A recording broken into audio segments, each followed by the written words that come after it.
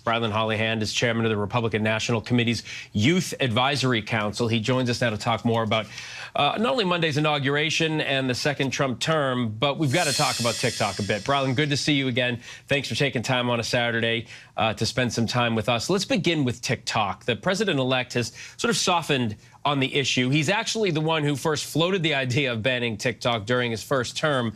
Does the success of his campaign on the app, do you think that's what changed his mind? And what about the national security concerns?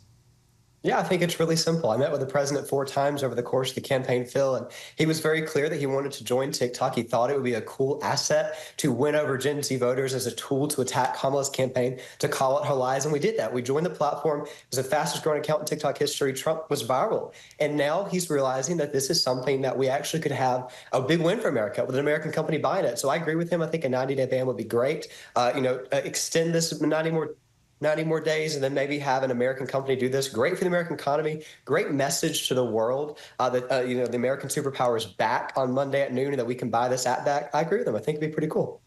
Well, I know you're not in his cabinet, but you said you met with him 4 times. I see what you're saying about the delay and selling the company. If the company isn't sold to an American company, those national security concerns still stand for you?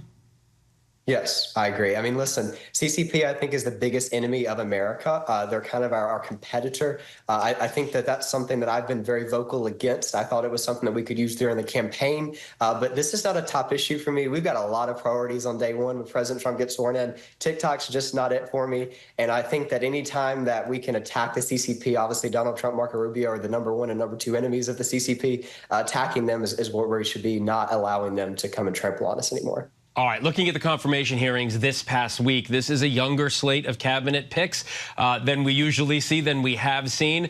Also aside from Vice President-elect Vance being only 40 himself, obviously by design, what do you think about it?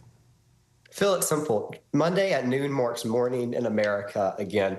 President Trump won this election, the greatest comeback in political history, as it's been dubbed, because of young Americans. First-time voters like myself got out in droves for President Trump. I visited 10 college campuses in the last month before Election Day, and all 10, not really conservative-friendly campuses, all said very clearly that they were going to support President Trump. Some of them were the first in their family to support President Trump. Trump is now giving back to young Americans. He's listening to young Americans. He's given a seat at the table for young Americans. The average age for his cabinet is 54 years old. That's the youngest cabinet since H.W. Bush. I was born in 2006.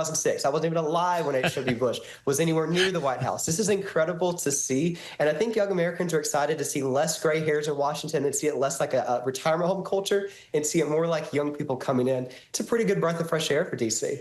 But in your short life, you've done a lot of studying, a lot of reading, and you are a very impressive young man. Let me just say this. The campaign's over. Governing begins. I know you're very excited. This is what you wanted to see happen.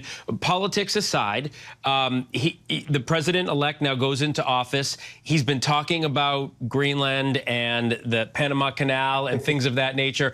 I know he was elected by a lot of people in this country who want him to, bring down inflation. Do you think that's got to be a top priority? And what happens if he doesn't deliver on that?